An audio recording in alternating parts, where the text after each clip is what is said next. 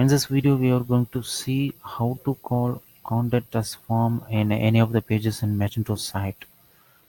For example, we have a lot of pages in our Magento site. If you want to display contact us form in any of the pages, for example, about us page, you just need to go to admin panel. So go to admin panel here, go to content and pages. So after the listing of the pages, so we have told earlier we need to display contact us form in about us page.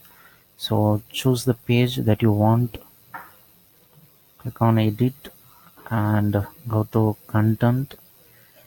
Here you will see the already placed content of about us page here.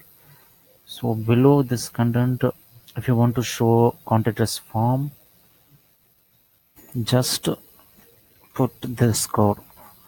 In Magento we have a default contact form.